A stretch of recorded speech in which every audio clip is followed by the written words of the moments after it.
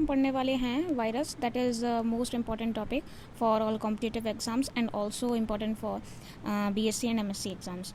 सो चलिए तो स्टार्ट करते हैं। सबसे पहले इसकी डिफाइन देख लेते हैं, जो कि लूरिया ने 1935 में, एक साइंटिस्ट थे लूरिया, जिन्होंने 1935 में ये डिफाइन दी थी।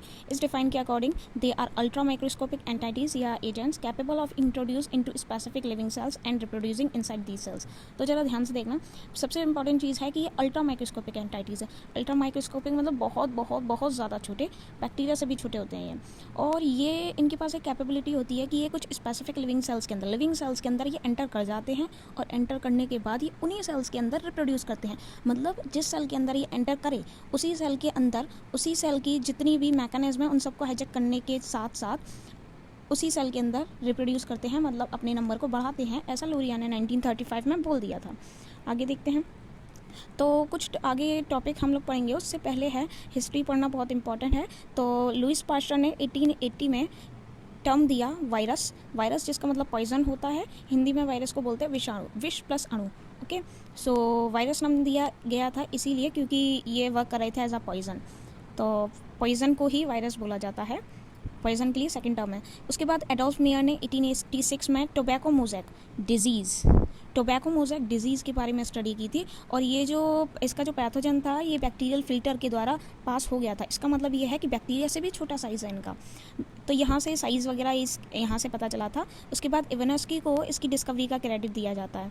देन बेजरिंग ने 1896 में जो भी एक डिजीज़ वाले प्लांट का एक्सट्रैक्ट निकाला, और उस डिजीज़ वाले प्लांट के एक्सट्रैक्ट को कॉन्टेजियम वाइवम फ्लूइडम नाम दिया, जिसका मतलब होता है वायरस। क्या होता है? वायरस। ये जो कॉन्टेजियम वाइवम फ्लूइडम है ना, इस टर्म को याद रखना, थोड़ा इंपॉर्टेंट है। देन उसके बाद है डब्ल्यू एम स्टैनले ने 1935 में TMV टोबैको मोज़ेक वायरस, जिसका डायग्राम बहुत इंपॉर्टेंट होता है, NCERT में भी है। इसका डायग्राम थोड़ा इंपॉर्टेंट ज़्यादा होता है। टोबैको मोज़ेक वायरस को क्रिस्टलाइज फॉर्म में लेके आए थे ये, ठीक है। तो ये हिस्ट्री में कौन से किस साइंटिस्ट ने किस ईयर में क्या काम किया, वो सारी चीज़ें आप लोगों को पता होनी चाहिए। ओके, देन आगे चलते हैं। आगे है वायरियन अल्ट्रा स्ट्रक्चर। वायरियन मतलब entire particle of a virus called virion. Virus का जो पूरा पार्टिकल होता है उसको वायरियन बोला जाता है। तो इसका जो स्ट्रक्चर है उसमें 3 पार्ट्स आपको मिलेंगे। पहला है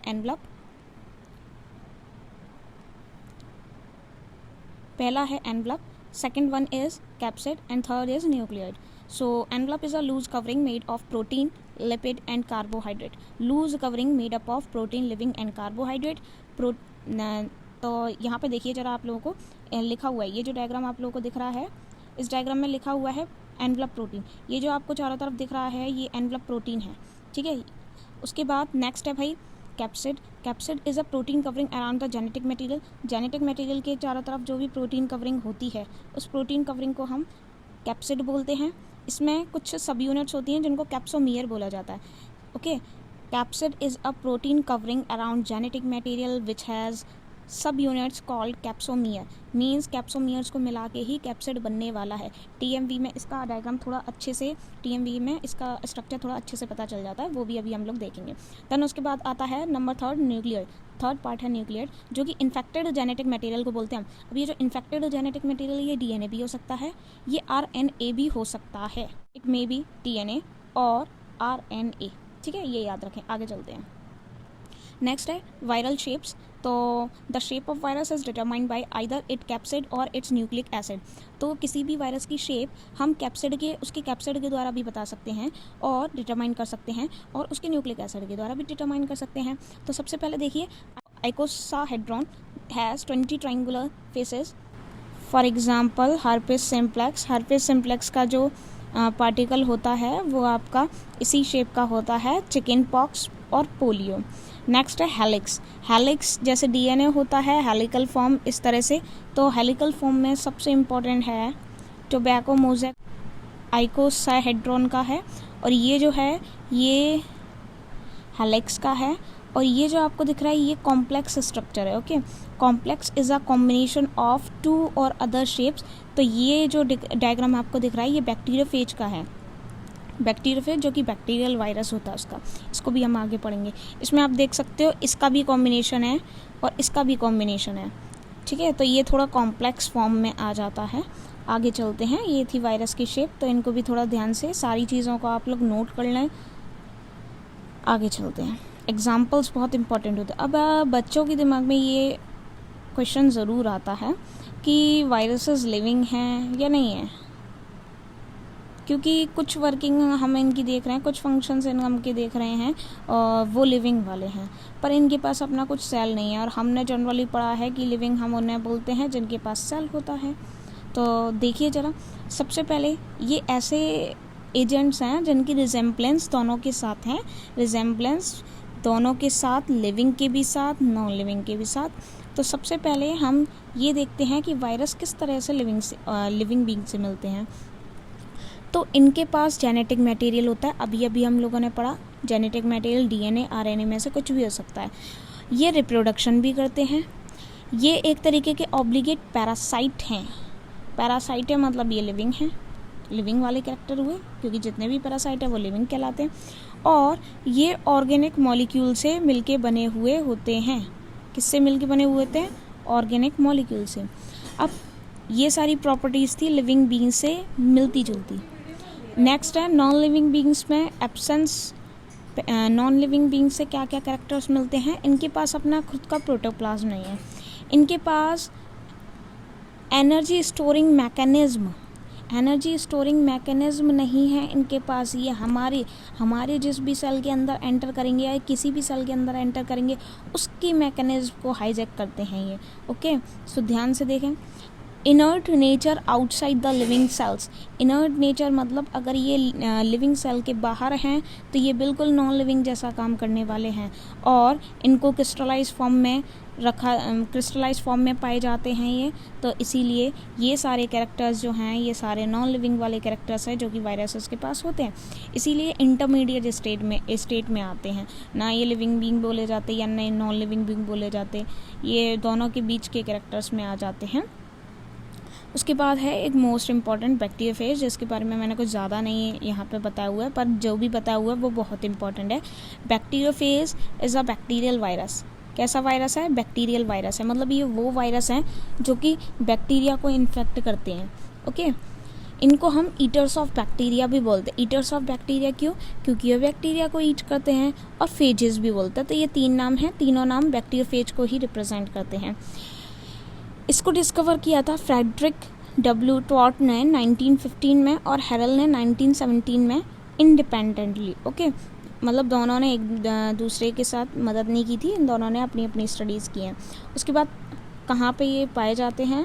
तो found in soil, sewage, fruits, vegetable, saliva etcetera. Ganga water में यही केस है। गंगा वाटर में बैक्टीरियोफेज पाए जाते हैं जो कि बैक्टीरिया को किल कर देते हैं, इसीलिए वहाँ का पानी जो होता है वो शुद्ध माना जाता है। ये बैक्टीरियोफेज का स्ट्रक्चर है जो कि एक कॉम्प्लेक्स स्ट्रक्चर है।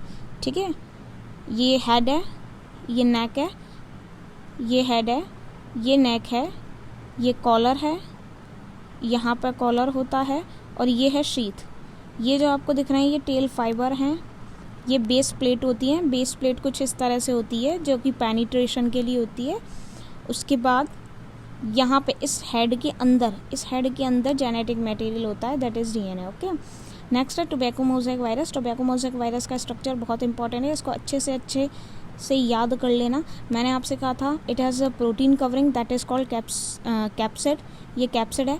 इस कैप्सिड में आपको ये जो सर्कुलर दिख रहे हैं, ये सारे सर्कुलर कैप्सोमियर कहलाते हैं। ये जो एक यूनिट है ये कैप्सोमियर है। इस कैप्सोमियर के सेंटर में इस तरह से जो भी जेनेटिक मटेरियल होता है वो आता है। तो आरएनए जेनेटिक मटेरियल होता है यहाँ पे। तो होता क्या है, सेंटर में जेनेटिक मटेरियल होता है, उसके चारों तरफ से कैप्सोमियर घेरे हुए थे, कैप्सोमियर मिल के कैप्सिड बनाते हैं। ये जो इमेज में लिखी हुई हैं ये वैल्यूज़ हैं, जैसे कि ये यहाँ से यहाँ तक 180 आर्मस्ट्रॉन्ग डायमीटर है इसका। ये सारी वैल्यूज़ हैं, आप ये सारी वैल्यूज़ याद कर ले। पिच भी दी होती है, ये आप देख सकते हैं, पिच भी है, कैप्सोमियर्स के बीच में कितनी पिच होती है। ठीक है, तो सारी चीज़ें, तो जो चीज़ें याद रखनी है, TMV tobacco mosaic virus capsid consist of सब यूनिट्स कॉल्ड कैप्सोमियर और जो आरएनए है वो जेनेटिक मटेरियल होता है जो कि हेलिकल फॉर्म में सेंटर में प्रेजेंट होता है। उसके बाद है टीएमवी कैरेक्टर्स हैं। तो शेप हम लोगों ने देखी, सिलेंड्रिकल या रॉड शेप बोल सकते हैं। Infected genetic part, single stranded RNA है, अभी अभी हम लोगों ने देखा single stranded RNA. Capsid protein covering जो है उसको हम कैप्सिड बोल रहे हैं। उसके बाद कैप्सोमियर, ये जो छोटी छोटी यूनिट्स आप लोगों को दिख रही हैं ये सब कैप्सोमियर हैं। और कितनी होती हैं? 2130 मतलब 2130 सब यूनिट्स होती हैं। टर्न कितने लगते हैं?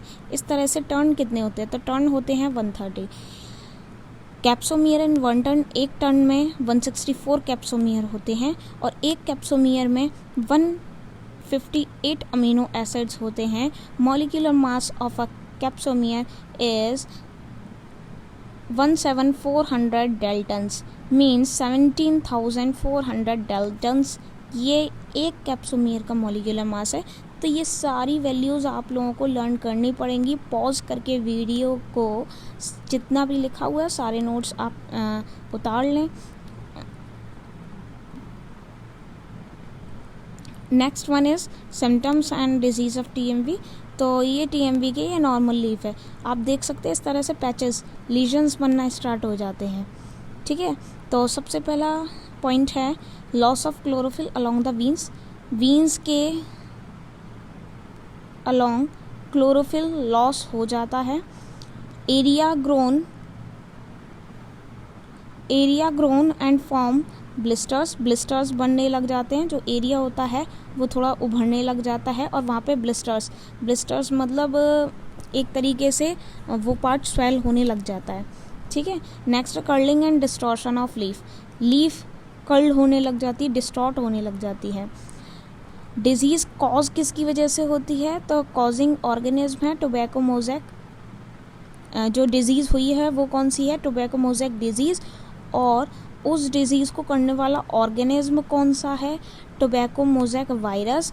और जो होस्ट है वो है निकोटियाना टोबैको के पौधे को निकोटियाना टोबैको बोलते हैं। It is a botanical name of tobacco plant. Next है रेप्लिकेशन ऑफ वायरस। तो रेप्लिकेशन वायरस का कैसे होता है? तो सबसे पहले इसमें 5 स्टेप्स हैं। पहला अटैचमेंट, दूसरा पेनिट्रेशन, तीसरा बायोसिंथेसिस, चौथा maturation and fifth one is lysis. So सबसे पहले देखना है ये जो आपको बैक्टीरियल सेल दिख रहा है, इसमें फेज जो है वो आके अटैच हो जाएगा। ये फेज है, फेज आके इससे अटैच हुआ। अटैच होने के बाद ये बैक्टीरियल सेल का, ये जो पिंक कलर का दिख रहा है ये पिंक कलर का बैक्टीरियल सेल का जीनोम है। ठीक है, तो इसके साथ अटैच हुआ। जैसे ही अटैच होगा जो फेज का डीएनए ब्लू कलर का यहाँ पे आप लोगों को दिख रहा होगा, ब्लू कलर का ये जो डीएनए है अपने डीएनए को ये होस्ट के डीएनए के अंदर एंटर करवा देगा। पेनिट्रेशन में ये होता है viral DNA enters the host cell. सारे पॉइंट्स नीचे लिखे हुए हैं।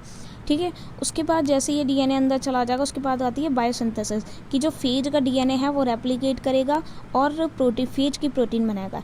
ये जो ब्लू कलर के डीएनए दिख रहे हैं आपको इसमें, ये सारे ब्लू कलर के डीएनए फेज के डीएनए हैं जो कि अपना नंबर इंक्रीज़ करने लग जाएंगे, जैसा अभी हमने फर्स्ट डिफाइन में पढ़ा था।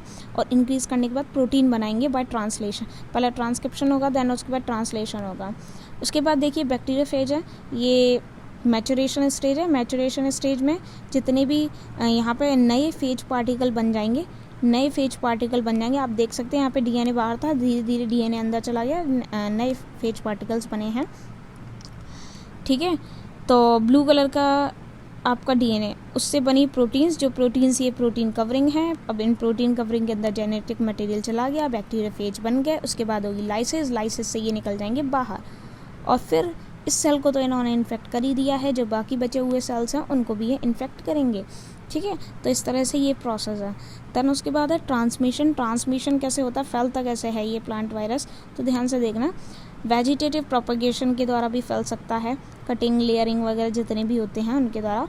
फ्रिक्शन और रबिंग के द्वारा भी हो सकता है। हम लोग काफ़ी बार पौधों में ऐसे हाथ डालते हुए चलते हैं, ऊपर रब करते हुए चलते हैं, कपड़े भी काफ़ी बार रब हो जाते हैं, तो फ्रिक्शन रबिंग के द्वारा भी हो सकता है। सॉइल सीड के भी द्वारा हो सकता है, पोलन ग्रेन्स के भी द्वारा हो सकता है, फंजाई के द्वारा भी हो सकता है, कुछ वेक्टर्स के द्वारा भी हो सकता है, मतलब इंसेक्ट्स के द्वारा।